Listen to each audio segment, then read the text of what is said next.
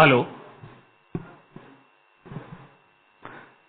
Ladies and gentlemen, good evening. A very warm welcome to the investor and analyst meet of Greenlam Industries Limited. I am Shrikant Sangani, Strategic Growth Advisor. Today we are privileged to have a management team of Greenlam Industries. The team is represented by Mr. Saurabh Mittal, Managing Director and Chief Executive Officer, Mr. Ashok Sharma, Chief Financial Officer, Mr. Samat Agarwal, VP Finance, and other senior team members of the company. This evening, the management team will take you through the comprehensive overview of the business, including the strategic insight, key growth drivers, and the future roadmap of the company. We will begin with the presentation, after which the floor will be open for the interactive session. We request all the team members in the room to keep your mobile phone on the silent mode. With that note, I would like to invite Mr. Saurabh Mittal for his opening remarks.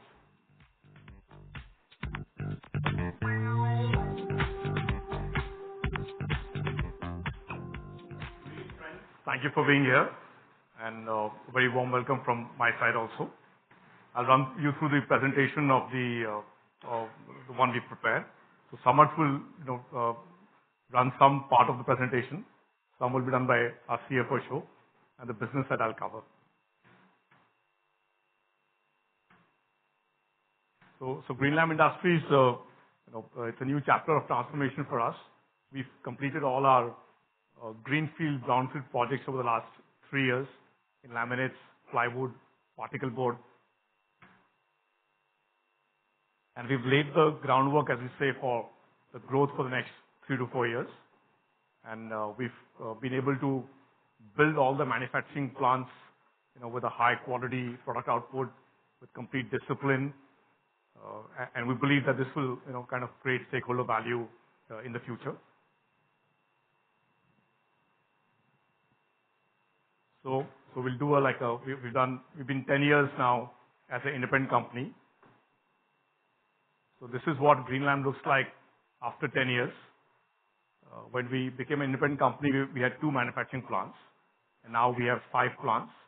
We were a 3-product company. One was just introduced like a half a year back, and now we're a 6-product company with laminates being the core, particle board, plywood, veneer, decorative veneer, flooring, doors.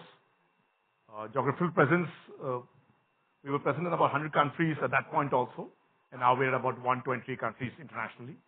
Domestically, we were present with about 12,000 dealer distributors. Now it's nearly 40,000. And FY15, we were 6 subsidiaries, and now we're nearly 15. So when we became an independent company, we were largely in 3 segments. You can say 2, plywood and veneer. Flooring had just begun. And now, as you can see, we are in 6 segments: plywood, chipboard, laminates, decorative veneer, floors, and doors. So I think last decade was full of challenges and opportunities. I wouldn't go through each one of them. So I think last decade has been quite eventful for us.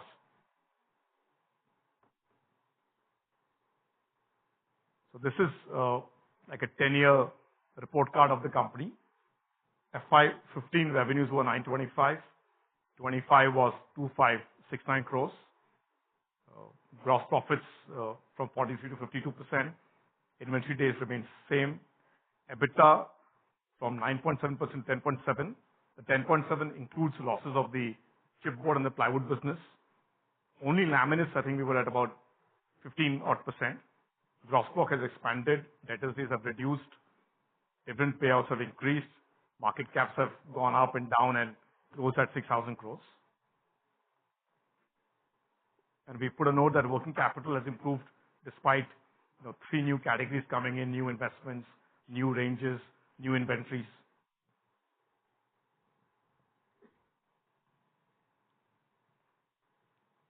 This is like a brief snapshot about the background, team, manufacturing capabilities, products, domestic footprint, global footprint, several certifications we have across factories, products for various markets, both international and domestic. The team size is nearly now 9,000 team members in India and abroad. So Greenlam now is amongst the top 3 players in laminates globally. We are India's largest exporters for 16 years. 14 years we won the award. We're the only first organized producers of engineered wood flooring, first organized producer of engineered doors, India's only integrated plant for laminates, particle boards, and compact laminates in one site in Andhra Pradesh. So across categories we operate, more or less we have the best facilities and capacities and capabilities. So that's the dynamic, strong and effective board we have. One of our board members is here, Mr. Dani. So that's about the growth journey of the company. We began in 1993, and I think last 3 years have been quite eventful for us. So if I just focus on last 3 years with the starting of the plywood plant, the buying of the plant of laminates in Gujarat, raising equity of 195 crores, starting the chipboard line in Andhra Pradesh, starting the laminates line in Andhra Pradesh. So I think last 3 years have been a lot of work, has been laid down for the future. We also did our first bonus issue, which commensurated with the 10 years of company's listing. So these are the brands of the companies. All the wooden business has been aligned with the brand Mikasa. So it's Mikasa Ply, Mikasa Veneers, Mikasa Floor, Mikasa Doors. And laminates is with Greenlam Laminates as flagship, with Clads and Sturdo. And the melamine chipboard is also under the Greenlam brand.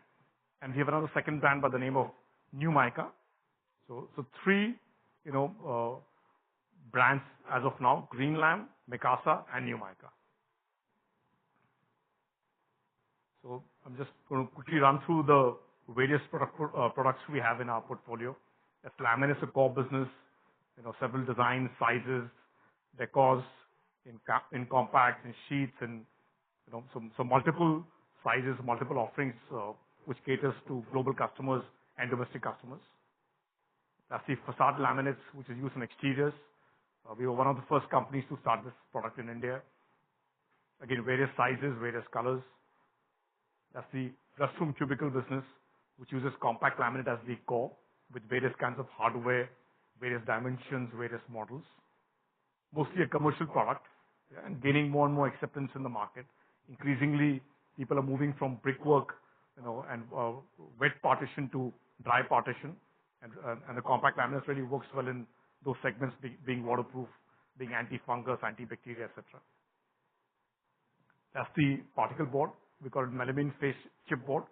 Melamine because the deco paper is treated with melamine, and it's pasted on a particle board. The samples are right there. So again, various colors, various dimensions, and being one of the first large organized players in the segment, I think you'll see a lot of innovation from us in this segment. That's the decorative veneer business with natural veneer, teak, engineered veneers, again, across various varieties, various origins, various dimensions. That's a flooring product.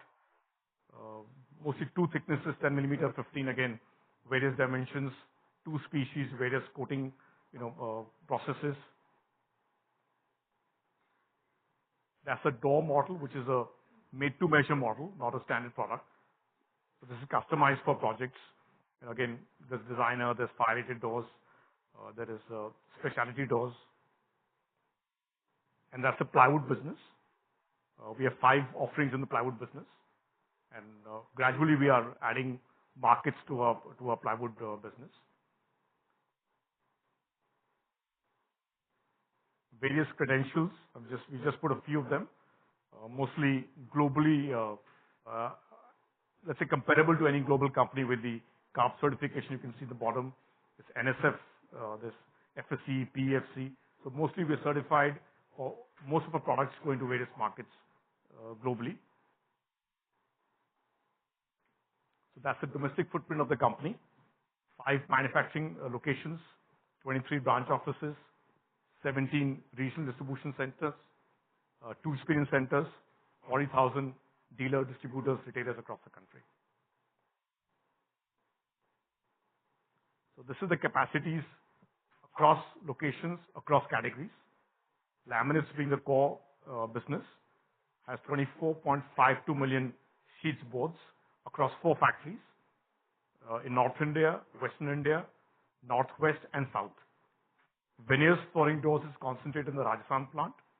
Plywood at the moment is only in South India and Tamil Nadu. That's India's single site largest plant. And chipboard is again single site largest plant in Andhra Pradesh.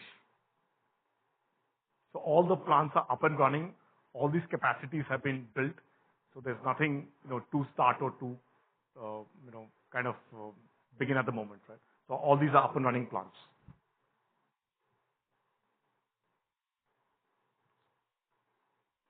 Sorry. It's going a bit slow here. So these are the images of the 5 plants. The first 2 images are still under construction.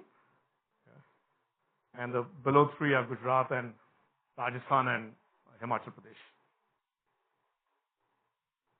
So this is a global footprint. So about 120 countries we service across our 5 plants, 22 global offices, 15 subsidiaries of the company in various parts of the world, and about 200 team members work with us across various parts of the world. And most of the sales we do is with our own brand. There's no white label or OEM. So this is about the market size of laminates. Where are we positioned? So of the 12,500 approx market size of laminates, exports is 3,400, domestic is 9,000, and we have about 17.8% share of the organized domestic market, where we believe we are nearly equal to our competitor or slightly ahead as on last year's numbers, and 29% of India's export business. If you add our subsidiary numbers, the percent increases, but this is a benchmark with on a comparable data. International revenues last year was $138 million. Total market size globally is about $8.5 billion.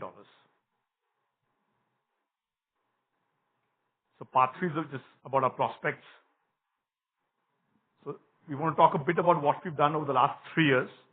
So over the last 3 financial years, we've operationalized 4 manufacturing plants in 3 locations, which is Gujarat, Andhra Pradesh, and Tamil Nadu. So we've moved from just North Zone, the 2 plants in North India, we've moved to now West and South and obviously North. We've moved from a 4 product offering to a 6 product offering. Total capital invested over the last 3 FYs has been around 1,450 crores.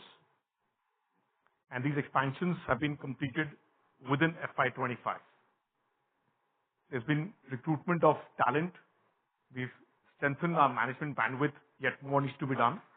And the team size has expanded across plants and sales offices and warehouses to 9,000 team members.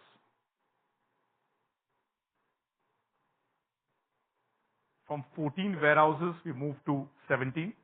From 21 to 23, 2 experience centers have been added. Dealer distributors have been expanded, over the last 3 years. Subsidiaries have been added in the international markets from 8 to 15. We've added warehouses globally, and offices have been added from 15 to 22, and teams have also been strengthened abroad. So the message I want to give out is over the last 3 years, investments in manufacturing, resources, warehousing, distribution has all been done and completed. So this is how our addressable market in India changes. Earlier we were, addressing a market size of 11,000 crores, which now moves to 49,000 crores. Although the entire plywood market we're not servicing at the moment, we're only in the premium end of the market, but we have entered the ply business is the message we want to give out. And besides this, we showed the previous slide, the international market, the international business opportunity is also quite significant for us. So these are the goals the company has set about, to move from a standalone surfacing product to integrated surface and substrate solution provider, which I think largely we've achieved, at least from an offering perspective. We want to emerge as India's leading wood panel player. We want to become India's world's leading laminate, player. And we want to move from a position of respect to a first recall. So these goals were set out when we started the expansion plans, and I think we are moving in that direction. So again, broadly, why are we optimistic about our investments for the domestic market? I won't read out each of them, but I think few points are important, like the QCO implementation, is going to drive a lot of panel production in India, reduce imports coming into the country, certify products to be of a certain standard, which helps organized brands and companies grow.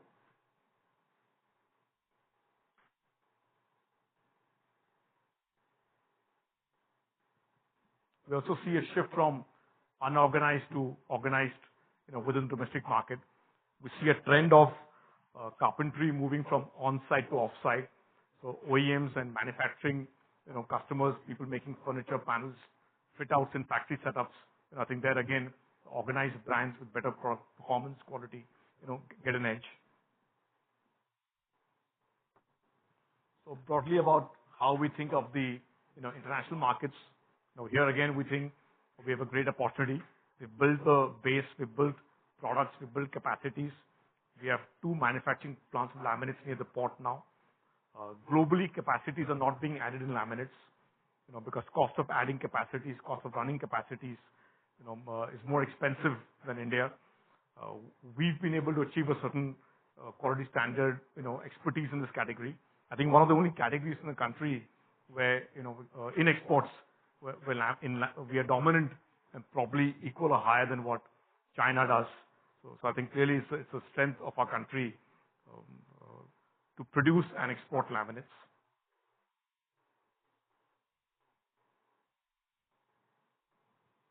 So some brief points on demand drivers.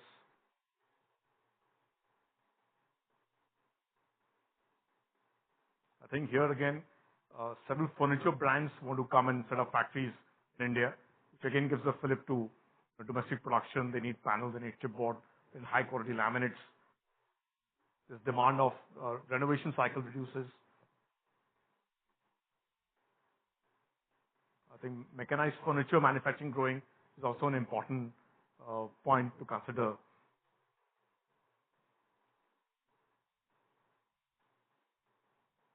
So I think this is also an important slide.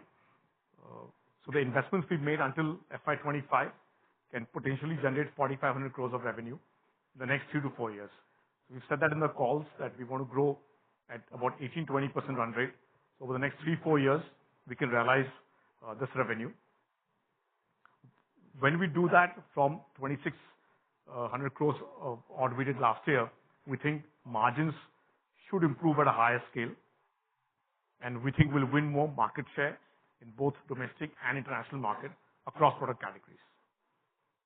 This will also help us do cross-sell of each product, dealers, architects, IDs, OEMs, projects. There's a big overlap between all the products of the wood panel space. If they take ply, they need veneer, they take chipboard, they need laminates. So all the products we have, by and large, there's an overlap with influencers, channel, and the end customers. This will also strengthen our brand so we end up giving a single point solution to the market.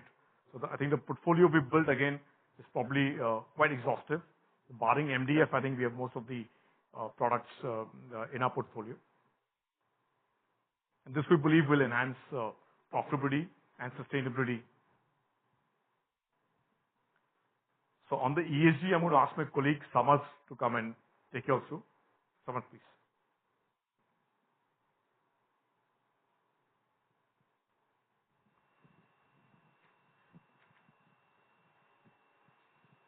Thank you, sir. Good evening, everyone. I hope I'm audible. Yeah. For ESG, I think this is nothing new to Greenlam. We have been doing ESG in a softer manner for a very long time. It's just that now we have started to think in a very deeper manner here.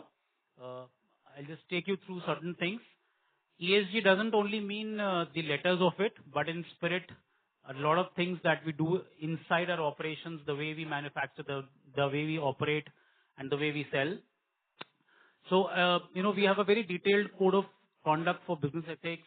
a vendor code of conduct which has a compliance level of across our vendors. We are audited for our ethical data exchange for one of our factories, because this is one of the requirements in the European market, where before they buy the material, they audit us for certain practices that we do.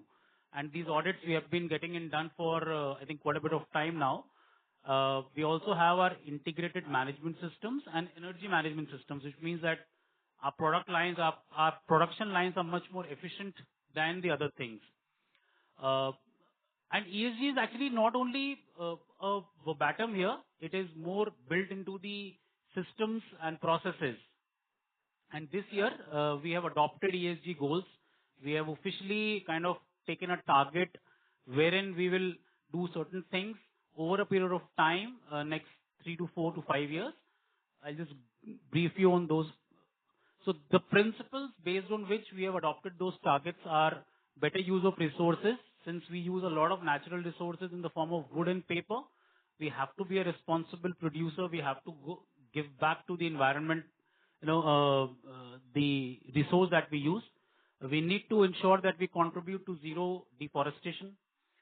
We need to be better for climate and water. We all know that India is facing a severe water crisis, and the production facilities that we have use certain amount of water. We need to ensure that the water, whatever we use, one is the usage comes down, and second, it is more reused at the factory end. We will be net water positive across our factories. That process has already started. We want to be better for people, both for our, from the health and safety perspective, as well as from learning curve. So I can myself say that being in here for more than a decade now, 11 years, I've seen, organization change a lot. I've seen, people learning, growing. So this is something that I can at least vouch for here. The better way to do business is to build trust and confidence with our partners that we work with across the sectors, across the communities. And that's something, Greenlam is very, very passionate about, to work in an ethical and an integrated manner. Coming to the commitments, I think these are also published in our annual report. From the resource perspective, from the first principle that we have adopted, we will be taking, or rather we have taken a commitment to reduce the waste generation by 20% and be a zero waste landfill by 2030. From a packaging perspective, we will be reducing the packaging material by almost 25% by 2030. By 2027, 50% of our paper requirement will be met from a recycled paper. So which in fact, kind of reduces the virgin pulp paper requirements. We'll be sourcing 75% of the wood from local sourcing by 2030. Then we have 50% of our chipboard business wood needs will be met by local plantation level. This is again an agroforestry drive that we're doing in the southern part of the country, where our factory of chipboard is located, where we have done we have undertaken an extensive plantation exercise, where we are giving saplings to the farmers to grow and make available the wood, which is a key raw material for our chipboard and the plywood business. And coming for climate and water, we have taken a commitment to be net zero on scope 1 and scope 2 at manufacturing level by 2030. So these are direct and indirect emissions that our factories do. We want to be net zero by 2030 at the manufacturing level. We want to be water positive by 2027. As I said earlier, that's already started that process is already there. 20% reduction in water intensity, the amount of water that we use per sheet of our production, 12% reduction in energy, 20% cut in transport emission. One of the most difficult tasks that I've realized over the period is to cut the transport emission. So this is one of the toughest things. And obviously we are compliant with our environment regulation, and we want to be compliant that way. For the people around, our OHS safety ratings to be 4, above 4 by 5, reduction in reportable incidents by 50%, medical insurances as being concerned for health and safety of our people, learning and development, and employee satisfaction score improvements. For better way to do business, we have initiated exercise of net promoter score, which we are targeting to be 8.5 and above out of a score of 10. 90% of suppliers to be aligned with our code of conduct. As I said earlier, we have a detailed vendor code of conduct on which our suppliers have already given a written confirmation that they abide by those norms. So we're targeting 90% of suppliers to be aligned by 2027 by our code of conduct. We will be undertaking for our critical suppliers, a sustainability exercise by 2027. Again, 100% staff to be trained annually on compliance and ethics. This is very, very important and one of the principles of Greenlam. Again, our leadership level ESG ratings, once we mature in this subject enough to undertake, though we have a rating now, but we want to improve that score and then we want to go all out to the public and announce that rating. So this is on the ESG part of it. That's the current year that we have started this exercise in detail, and I hope we are able to achieve all our targets as we move forward. Over to you, sir, for the business update.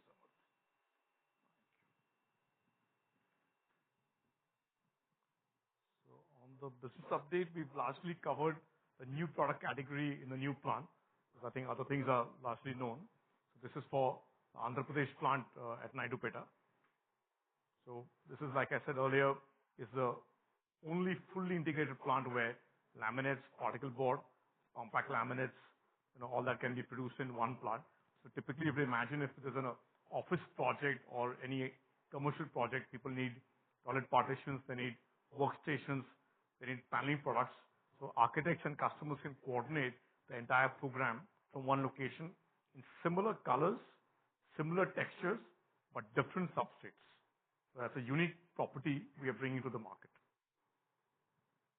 I think the other points of proximity to ports, the facility will be IGBC certified, and so I think all other things of effluent treatment plants, world-class spark detection, explosive protection system, because wood business is susceptible to fires. So I think all that's been installed. The emission control systems, massive agroforestry belt around the plant location in Andhra Pradesh, Karnataka, and Tamil Nadu. And the most important point is the location, the way the plant's been designed. We have adequate opportunities to do multiple brownfield in laminates and the board line. So we can add 3 to 5 more laminate lines in this location, and we can add 1 more board and lamination lines. So on the chipboard, this is the largest integrated and first of its kind in India. It's spread across 80 acres. 4 ports are close by to the plant location. It's a fully automated continuous press line. That's the main board line. The lamination line still needs manpower. The press width is adjustable between 7 to 9 feet, which means you can make boards, you can make more flexible board sizes, which helps customers improve their yields and reduce their wastages. It's mostly relevant for the OEM manufacturers. That's the capacity. The technology is German. So on the chipboard facility, market opportunity is about 5,000 crores in India, and we think this market will keep growing. It'll take market share from other substrate products for commercial applications. And you will see we've made some samples of chipboards with screws. We've done some water testing. We've built a new product called high moisture resistant particle board. And I think as time passes, we'll be innovating a lot in this category and bring about products, textures, which India has not seen, but is present in the European market. Currently, mostly dominated by the local, unorganized players, whether bagasse or wood, mostly Indian or Chinese technologies, multi-opening presses. Those boards have metal pieces. They don't have systems to, control what's inside the board. OEMs have been facing challenges while using the board. So clearly, I think we're competing with unorganized players, and we think we'll win market share versus them. Again, we think the awareness of the chipboard product is going to expand. Several residential usage of wardrobes, kitchen shutters at times, door infills, other fit-out panels. People will move towards chipboard as they've done in Europe. And again, demand and decision-making of furniture making, moving to organized setup, India, expanding furniture making production. So in India now, I think we have 3 players with continuous press lines. Comparable with us is only 1 player with the same European technology. So again, the offerings we have, pre-lamp boards, plain chipboards, exterior grade, interior grade, various certifications. We already achieved CARB, which is E.5, E1, E2, several ranges. All production of chipboard is with agroforestry, waste wood. Nothing comes from the forest. It's all from the farmers, from their plantations. And applications, again, furniture, doors, tabletops, office, fit-outs, shutters. Just a few images. So when I was saying we coordinate everything, so I think that's the image you see on the right side, which is post-forming laminates, Greenlam chipboard, compact laminates, and the edge band you see with the roll. We have built this program also, but with an outsource model. So people who make furniture get the entire program from us. So they get a melamine faced chipboard with a matching edge. So we don't have the edge band samples, but I'm assuming you all understand this, but if you don't, we can explain you. So this is the entire program which is being put, from our plant.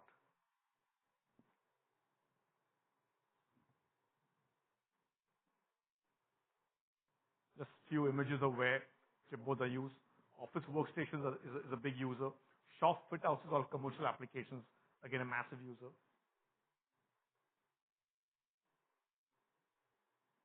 Most school furniture, people use boards for desks, tabletops. Wardrobe shutters is again a big use of chipboards. And because you get 9 feet products, you can also make taller panels. These are some tests we've done while doing some product development. Those images and samples are there. So we built a high moisture resistant product, and we made some comparisons how it fares when it's tested with boiling water. It's a bit technical here, but we have images and samples there. You can just spend some time in the corner there. I think the message is that the chipboard, if rightly done, is an excellent product in terms of performance, even in water testing. Typically, people have a perception that water testing, boiling water, the chipboard will kind of disintegrate. That's actually not the truth. It fared better than an ordinary commercial plywood and an MDF and a high moisture resistant MDF. I think the message we want to give out is we will do a lot of upgradation of the product and kind of portfolio expansion. Product developments will be done in this category.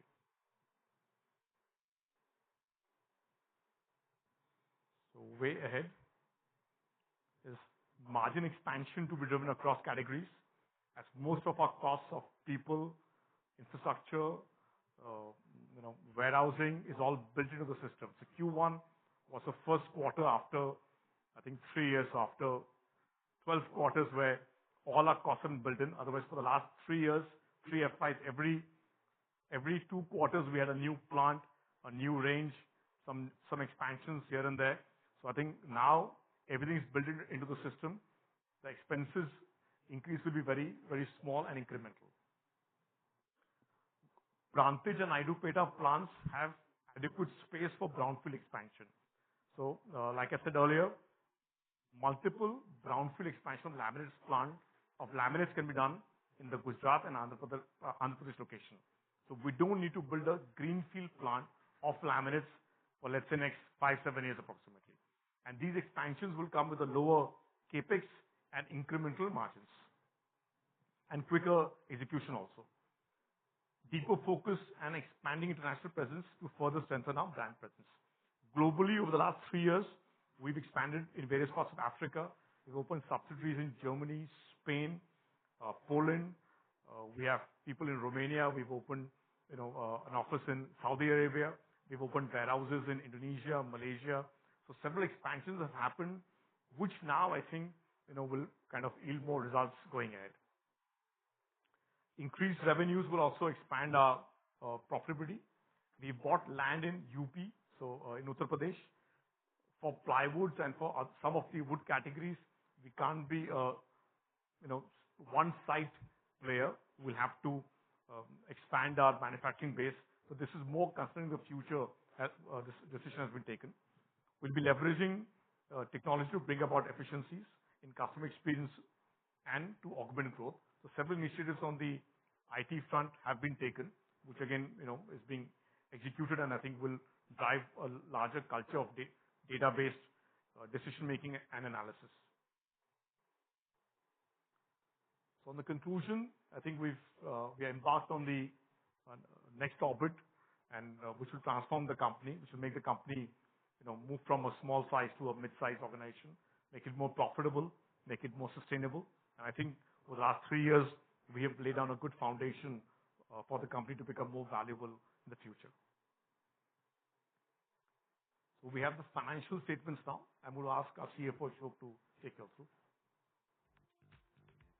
Thank you, sir.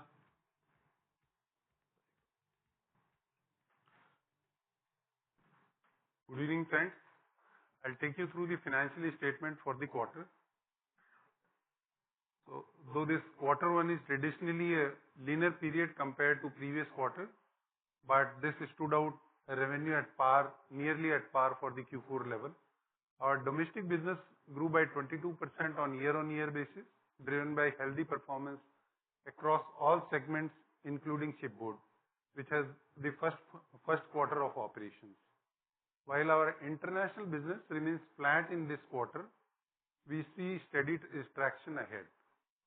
Gross margin improved by 110 basis points and stood at 53.1%, supported broadly by stable raw material cost and a softening in the timber prices. Operating profits before accounting for net forex loss of 10.6 crore stood at 54.7 crore, lower by 14.5%, largely due to initial operating cost in our chipboard as capacity ramp up is still underway. Consequently, the EBITDA margin came in at 8.1%, lower by 250 basis points. So actually the loss on the net loss of 15.7 crore for the quarter can be attributable primarily to notional loss of 18.8 crore on account of euro-dominated loan for chipboard, which we have taken, and euro has moved from 92 rupees to 100 rupees, and higher interest cost and depreciation. So this 18.8 crore loss is some has been accounted for as the fluctuation in foreign currency, which is 10.6 crores. Some has been accounted in the interest cost as per the guidelines, and some has been netted off against the exchange currency gain, which has been accounted for in the books. We have successfully, as been mentioned by sir also, we have successfully stabilized the chipboard product line, both for plain and pre-laminated board, and it is receiving good feedback from the market. We achieved around 30% capacity utilization during this quarter. Our efforts in this quarter, we have explored the export opportunities also for the chipboard, and we have got good traction in that. Just to inform, the government of Andhra Pradesh has sanctioned our project in Naidupeta, a tailor-made incentive package on an investment of our wood-based chipboard and future capex. The incentive package includes over a period of 7 to 10 years from the commencement of commercial production, and it includes capital subsidy, employment creation subsidy, and some power benefits on the power uses. In this quarter, we have successfully transitioned from decorative veneer brand to Mikasa Decored Veneer brand, unifying our all wood panel offering, plywood, veneer, flooring and doors under the Mikasa brand. The consolidation will strengthen our market position and enable us to offer a holistic lifestyle-driven product ecosystem to customers both in India as well as globally. These are the numbers which has been already published on the stock exchanges. Our revenue grew by 11.4% on year-on-year basis. However, it degrew by 1.2% on quarter-on-quarter basis. Gross margin improved by 110 basis points on year-on-year and 240 basis points on quarter-on-quarter. EBITDA margin stood at 8.1%, 250 basis point reduction on year-on-year basis and 190 basis point on quarter-on-quarter basis. PAT was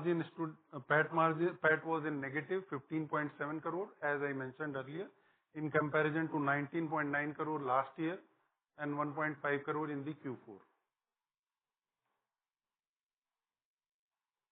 Moving on to segment, laminate and allied segment. This saw a growth of 3.8% on year-on-year basis, however, a degrowth of 3.6% on quarter-on-quarter. The gross margin improved 200 basis point on year-on-year basis and 360 basis point on quarter-on-quarter basis. EBITDA margin for this quarter saw a degrowth of 40 basis point and a 50 basis point from the last quarter. So EBITDA with Forex saw a growth of 60 basis point in this year-on-year basis and 40 basis point on quarter-on-quarter basis. Capital employed largely remains flat in comparison to previous quarter. In terms of sales, it was 4.94 million sheets, a growth of 5.8% on year-on-year basis and nearly flat in comparison to quarter basis. Average realization is also nearly flat. It was down by around 1% on year-on-year and around 2% on quarter-on-quarter basis. Moving on to another segment, plywood and allied segment. This quarter we have realigned our segment into laminate and allied segment and plywood and allied segment and chipboard and allied segment. Plywood and allied segment will consist of plywood, decorative veneer, floors and doors.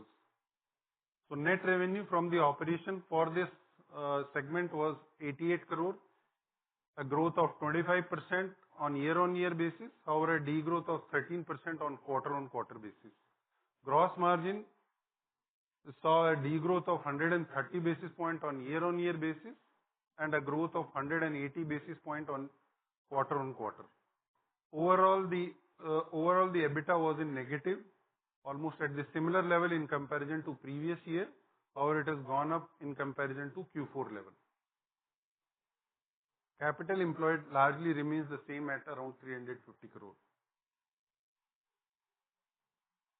This is the another decorative veneer which is under the plywood and allied category. Here also, if you see, the sales are grown up by around 21% on year-on-year basis, but on a quarter-on-quarter it saw a degrowth of 38% in volume. In terms of average realization, a degrowth of around 4% on year-on-year and a growth of 6% on quarter-on-quarter. This is in terms of plywood, where we saw a capacity utilization of 28% in comparison to 24% in previous year same quarter, and 31% on quarter 4 of last year.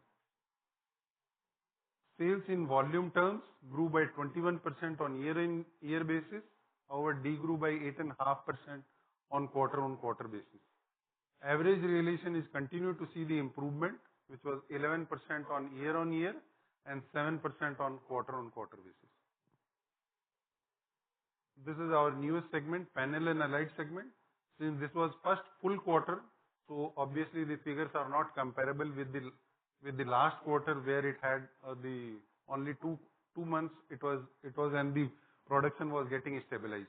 So we saw a revenue of 31 crore in this quarter in comparison to 5 crore in quarter 4 of last year. Gross margin was at 45%. EBITDA loss without Forex was 9.8 crore, down from 11.8 crore previous quarter. However, after the Forex loss, the EBITDA loss was 25.9 crore in comparison to 7.5 crore last quarter. Capital employed was 808 crore in this quarter in comparison to 769 crore last quarter. In terms of production, we saw a 30% capacity utilization in comparison to 24% previous quarter. The sales was 14,600 cubic meter and average realization was around 21,000. This is in terms of operating parameters. If you see, the overall net working capital is improved by around 6 days from the quarter 1 last year. However, it has been deteriorated by 4 days from quarter 4 of last year. Debt position towards the end of last quarter was 1,040 crore in comparison to 921 crore in the quarter one of last year and 989 crore on quarter four of last year. Return ratios are distorted because of the figures, what is the in terms of loss which is there on a net basis in this quarter. Over the capital employed, if you can see, these are more or less at the similar level in comparison to quarter four as well as in the quarter one last year. That's all from the presentation. Now I would like to open the floor for the question and answer.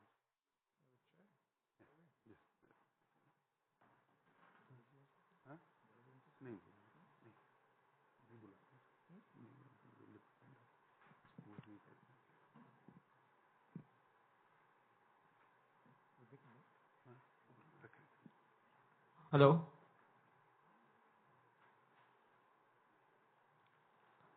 Hello. Hi, sir.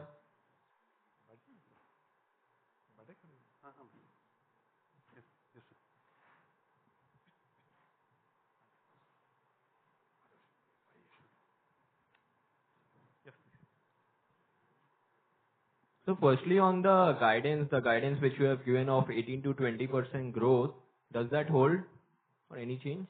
Second, please. Guidance. Does that? Sorry? I couldn't follow the question, please. Yeah. So my question was the revenue growth guidance which you have given 18 to 20% for this year. Right. That holds? Yes, that's right. Okay.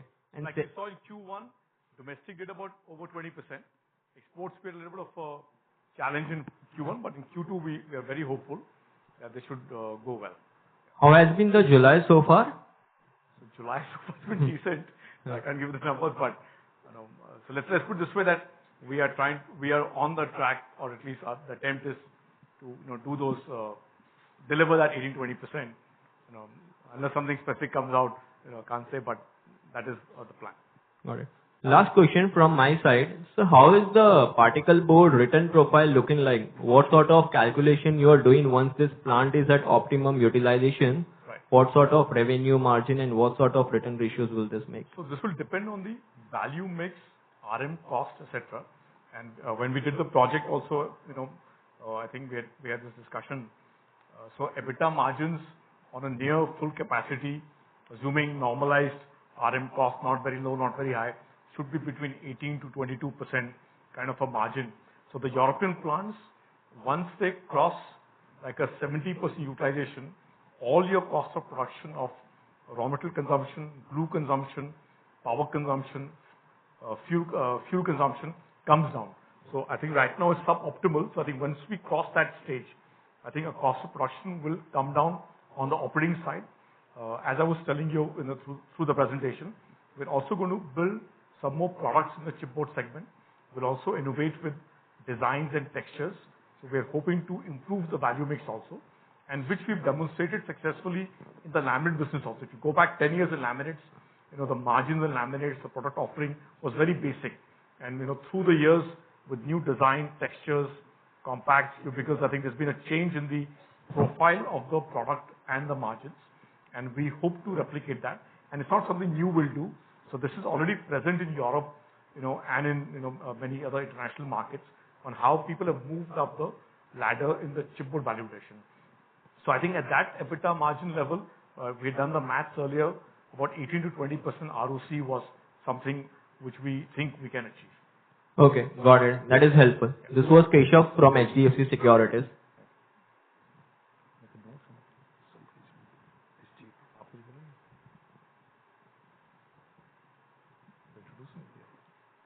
Hi, good evening, sir, and thanks for the opportunity. Just a couple of questions from my end.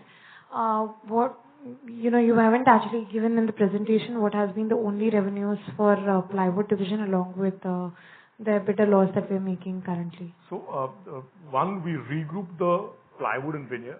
This is not, first I want to tell you, this is not unusual. Every other plywood competitor has plywood, decorative veneer, flush doors, laminated flush doors in the segment. So from our side, the difference is the engine wooden flooring is also, booked in the same segment. So that's one part. On what is the independent revenue of plywood, I'll have Ashok respond. We will answer it separately. Sure, sir. So secondly, on the chipboard side, you said that, government is giving you some incentives, which are for over the period of 7 to 10 years. Could you just speak about it and how will it benefit in terms of margins or ROCEs or, the export opportunities that come up with it? Yeah, sure.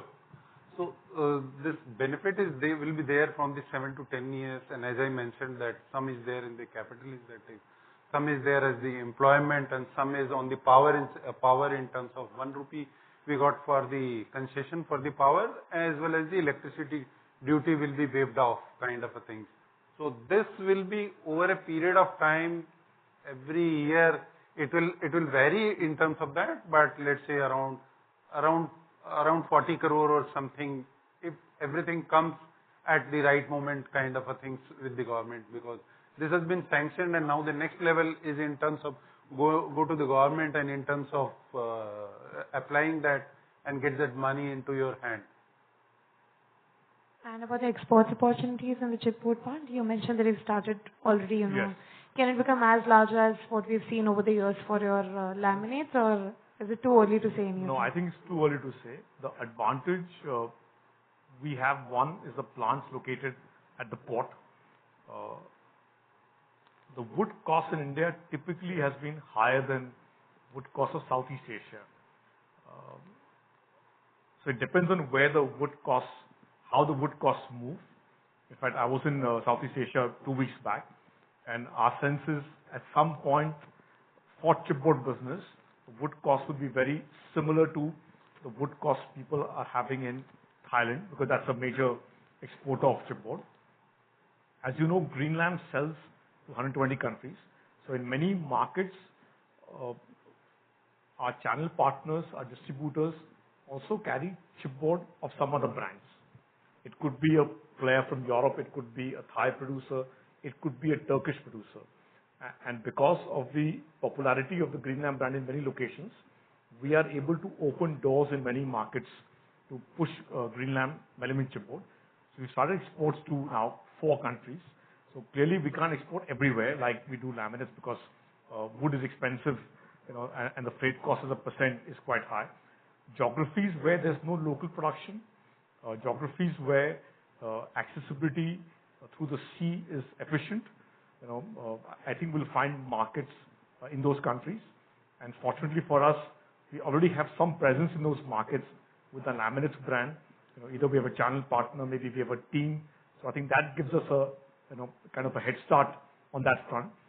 And like we said, the program of compact laminates, melamine chipboard, and laminates also come in from the same plant.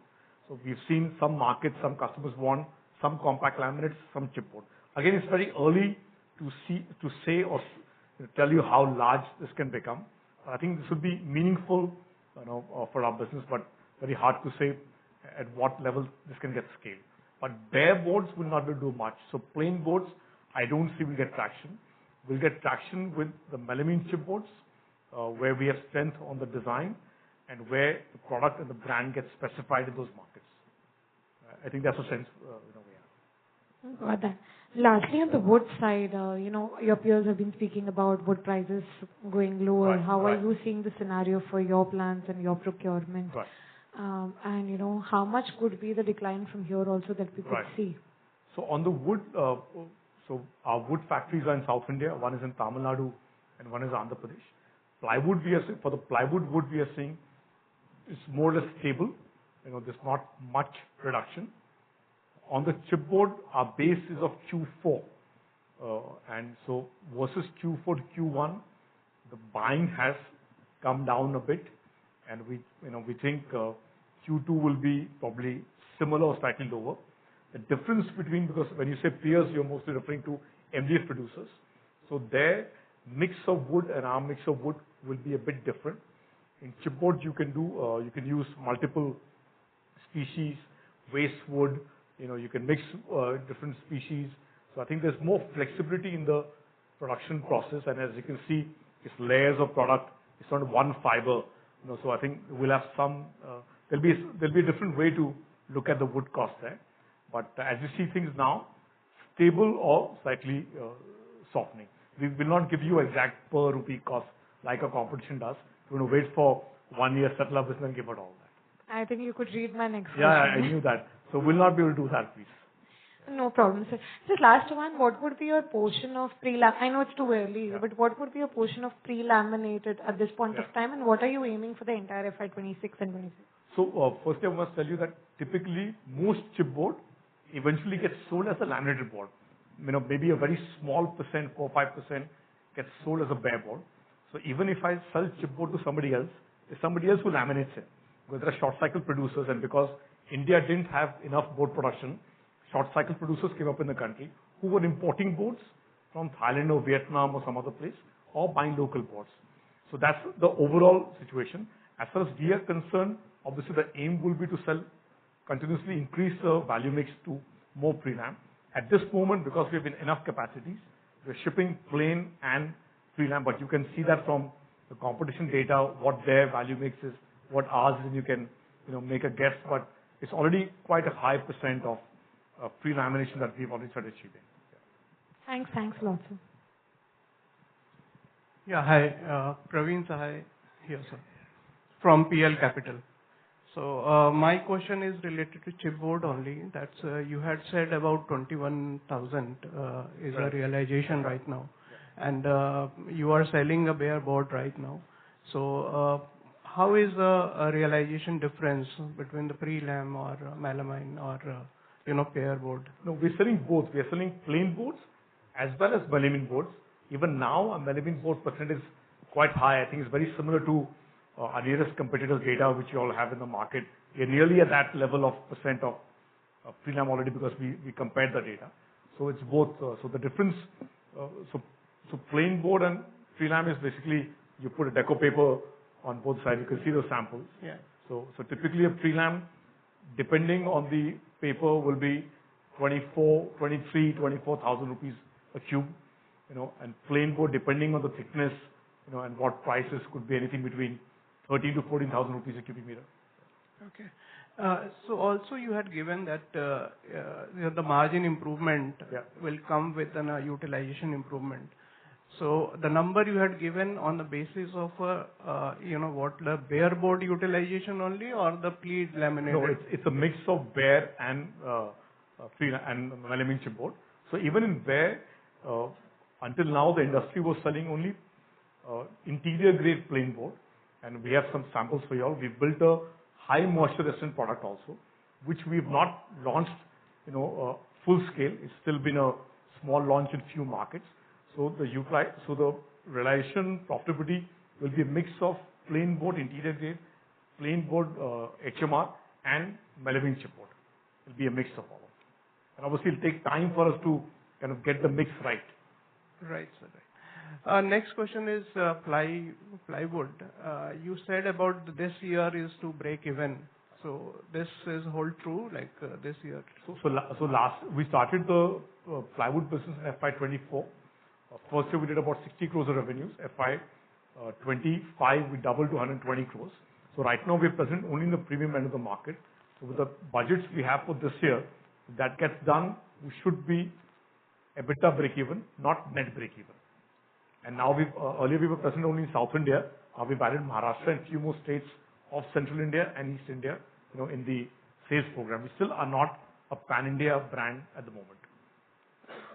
On the debt, any guidance how much is expected to reduce by this year? Yeah.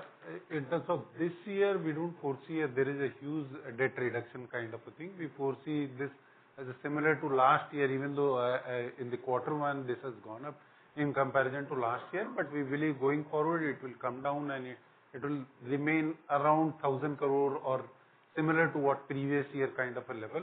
Since this year is still the remaining capex of around 150 odd crore need to be made in this year. But we believe from next year onward, this debt should keep coming down.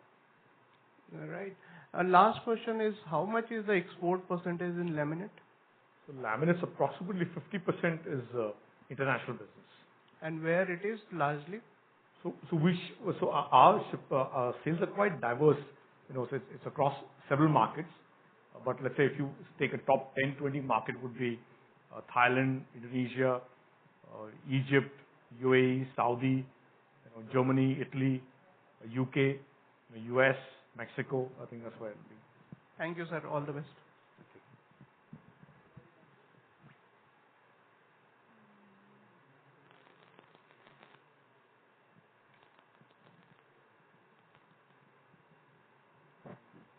Hello, sir. Good evening.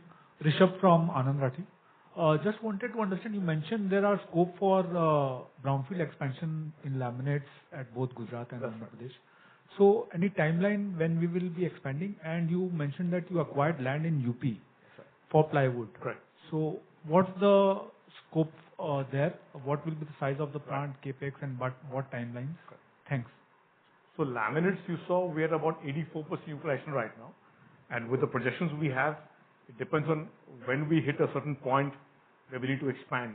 So with the targeted volume growth, our sense right now as we see things, in FY27 we will need to add a production line. So I think we will take it as business improves, and we have that flexibility. We already have land in both the places. So I think we'll see next few quarters and then make a decision. And in laminates we have various sizes. Sometimes, we might have a capacity free in a certain size, but some other dimension rest is running full capacity. So seeing the situation, we'll take a call. So we'll review the coming 6-9 months, then appropriately take a decision. On the UP, the land acquisition work is nearly over. Final formalities of approvals, etc., is going on. There again, we want to see, at what level we ramp up the plywood business. Then at the right point, we will take a decision to invest in North India. Yeah, should be, should.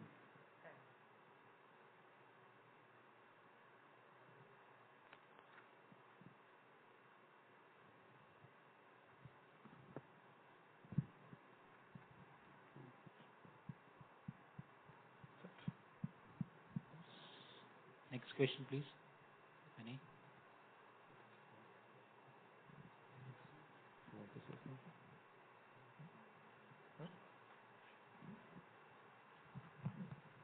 Hi, sir. So what would be your export contribution to US and any impact from tariff that you have started witnessing? So US is very small part of our overall export, if you say. So only to the US is around 4-5% of our export goes to US, and overall of the turnover it will be less than 3% in terms of that. So prior to in the US, when the 10% increase did happen in the April, so we have passed on that price into the market and consumer, that has been absorbed. The recent increase of 25% and further 25%, still we are evaluating, because this will be applicable when the goods reaches to the US. Not as of now, the duty will not be is not applicable. So we are still reviewing the overall situation, and the last 25% is still not applicable. It will be applicable only whatever the goods leave India after 21st of August. So we are still reviewing that, and then probably we will take a call based on that. But it's not a very big business for us as of now. Okay.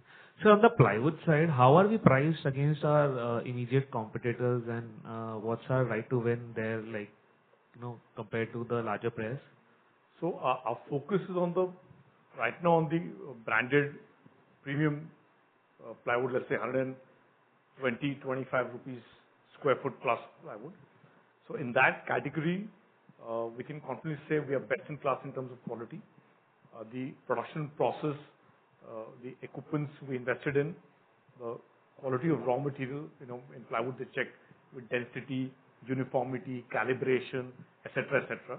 So I think we've been able to consistently throw out good quality to the market. And our right to win is from a quality, from a focus on premium category plywood. The secondary working being done in the markets with architects, contractors, interior designers, homeowners, and that's how we're winning market share. So earlier we were only, like I said, in 5 states in South India, and now gradually we are, adding into more markets. So in that segment, our pricing will be more or less equal to the number 1, number 2 player in the market. In some markets we could be 2 or 3% higher. In some markets we could be 2 or 3% lower, but in that band. So just last question on the particle board, do you think it would cannibalize some market of MDF? So hard to say that. We've seen with our understanding of the limited understanding of the market, all the three panel products, plywood, MDF, chipboard, finally make a space, for itself. But yes, we can say that over the last few years, because of a lack of high quality boards, meaningful capacity, there was no meaningful company promoting this category. They were all subscale, plants in India.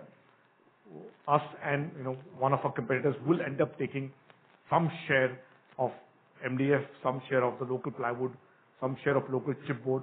The prelam chipboard market, the melamine chipboard market, I think will end up taking some share of prelam MDF in the commercial segment. Because in the absence of melamine, good quality melamine chipboard, furniture makers were using a melamine MDF product, which I think there will be some cannibalization there. I guess so, but we'll have to see how this pans out. Because the price point of melamine chipboard is approximately 30 to 35% lower than melamine MDF. From a performance perspective, in dry application, workstations, or any other dry application, commercial shop fit outs, cabinetry work, it just does the same thing. The density is good, and we have made some samples. The screw holding of the product is excellent. When you kind of close it with the edge band, it looks very homogeneous. And like I showed in the slide, we are going to offer melamine chipboard with 100% matching edges, which until now there's no other company in the country which does that. And this will be stocked in our factory. They've built an outsourcing program.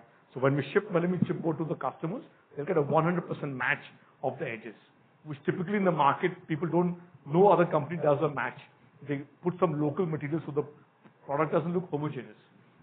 So with the design development we've done, with the product development we will do, and the program we are putting across with HPL, with laminates, with compact laminates, edge band, working in the market with architects, ID, specification. So I think we'll end up winning some market, from there. That's my sense. But you'll come to know when it happens. But that's our sense. The pricing would be similar to like how cheap would it be compared to MDF? No, so like I said, melamine chipboard will be average 30-35% lower pricing to melamine MDF, same thickness. So for many applications, the furniture makers, the contractors, large GCC office projects, will move to melamine chipboard. And also the dimension in chipboard. Again, I'm not trying to sell chipboard and de-sell MDF. That's not the objective. The sizes you can do in melamine chipboard is 6 feet by 8 feet, 6 feet by 9 feet. So you can do larger boards. So for furniture makers, they need bigger panels, which helps them reduce their wastage. Use the product more smartly because it's all automated and it's a furniture setup. So I think all these things, once it gets into motion, we believe we'll win more market share. Okay. Thank you, sir. I'm Varun from BNK Securities.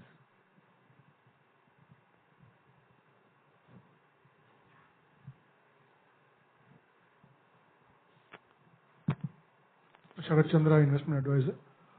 Your debt equity is about 1 now, and you are in a business where the margins fluctuate because of realization, because of whatever, wood sourcing, etc. So, what the debt equity ratio are you comfortable going forward, and when do you see that achieving? Next 1 year, 3 year, 5 years? Ashok will respond on the debt equity, but on the margin fluctuation, you can think will happen in the chipboard business. The laminates, plywood business will largely be stable margins. And because now what you're seeing is, like we said through the presentation, last 3 years, one after the other, plants came up, capacities came up. There were initial operating losses, investments in raw material, in programs. So the margins have moved. You see the laminates margin, if you will remove the new plants, the margins have been stable and actually have been going up. So in the chipboard business, you can expect some fluctuation basis of raw material. But that also depends on how, once the entire program is put in place, we'll come to know what the fluctuations, can be or will be. And clearly, the bigger investments are behind us. As we move ahead, if the revenues can go to 4,500 crores over the next 3 to 4 years. This will drive operating margins and PAT margins. and clearly debt will reduce, and the debt equity ratio will be comfortable. At what ratio will be comfortable? So I think it depends on the cycle of the business. So sometimes you expand aggressively because in the chipboard MDF business, investments come at one block. Unlike laminates and plywood, you can still stage it. You can put one line now, but here you have to put a minimum 800, 900 cubic meter capacity to be competitive in the long term. The short term, it looks like a little bit of a problem, but when these capacities start running, all the operating parameters improve.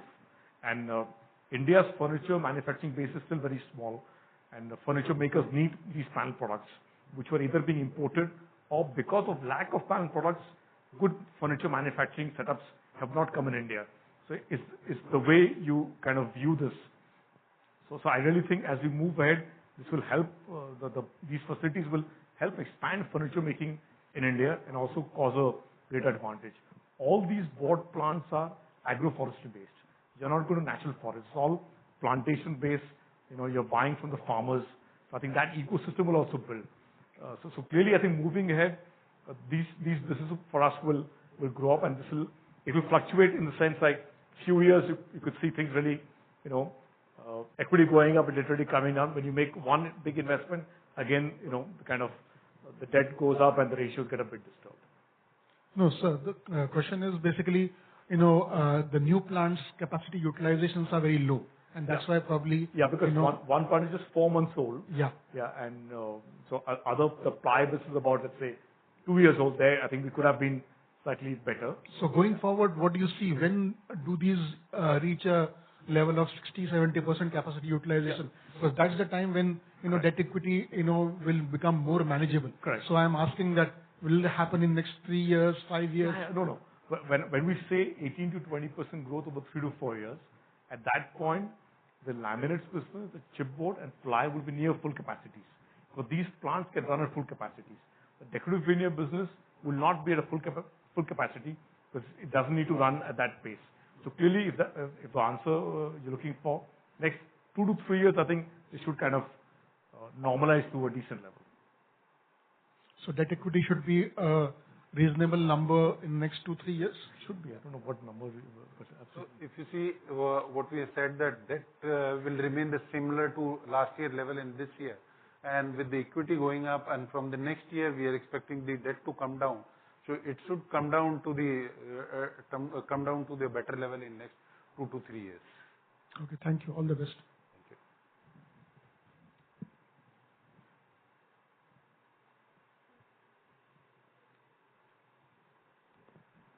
Hello, sir. It's Mahesh from HDFC Securities. My question is regarding particle board segment. What top line and utilization level are you looking for this fiscal? This fiscal? Yeah. We are expecting around 40 to 50%. And when you are expect this to hit break even? It's breaking even at around this level.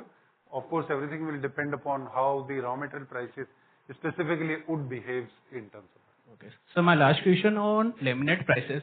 So how the prices are in the market currently? Prices in the sense you are talking about? Laminate prices. Selling price? Yeah. So laminate prices have been stable. With the unorganized companies, sometimes you don't know at what pricing they operate. So we took one increase last year, I think in September. But at the moment, we are comfortable with the laminate pricing. And as you can see, gross margin went up by about 1%. So we want to build more volumes. So with the raw material cost, at least for us, is more or less stable. The value mix is quite good. So we are comfortable with the sales pricing of laminates at this moment. Okay. So that's all from my side.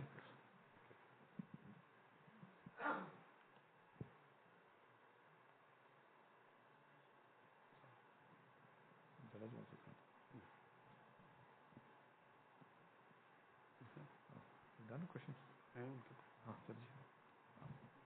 So I think if you're done with the questions, we have Mr. Dani, our independent director. He also wants to say something. No, having seen the home improvement industry closely over the last 30 years, I would just want to bring out 3 things. One is the rise of the OEM furniture manufacturer, whether it's the shift that you are seeing in office spaces to tourism to other infrastructure that's coming up in the country. That's a shift that's taking place, and as Saurabh said earlier, availability has ensured that better material is available now to manufacture furniture. Also, this is a sector that creates many jobs, so I think there'll be more emphasis also on furniture manufacturing and the whole value chain as far as India is concerned in the next few years, keeping in mind the challenges we see at the macro level. Second is, I think, seen it in laminates. I think we'll see it in the other segments that Greenlam has entered also. The shift from unorganized to organized. I think buying from a branded player definitely has happened in the last few years, and Greenlam stands out as far as quality is concerned, and if availability or service is ensured, if price competitiveness is there, if the service is there and innovation is there, it's possible to gain from this shift from unorganized to organized sector. That's the second thing I wanted to say. And third is, and that's where you've seen the brand alignment and many other things that have taken place. I think one-stop solution from Greenlam is possible as far as the sector is concerned. The product range, and there are many finer nuances as far as offering is concerned. All that has been thought through and being rolled out, and that will also ensure that one is, of course, distribution cost comes down. There is more excitement as far as distributors or the distribution channel is concerned, but it will also ensure much higher market share across categories because it's possible to cross-sell. That's all I wanted to say. Thanks.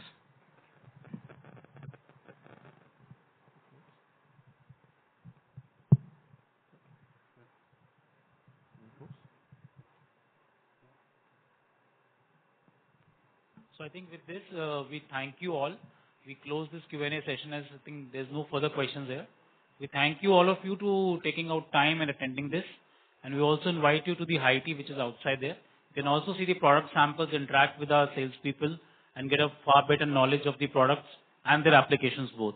Look forward for you for the next round of analyst meet somewhere next year. Thank you so much. Thank you.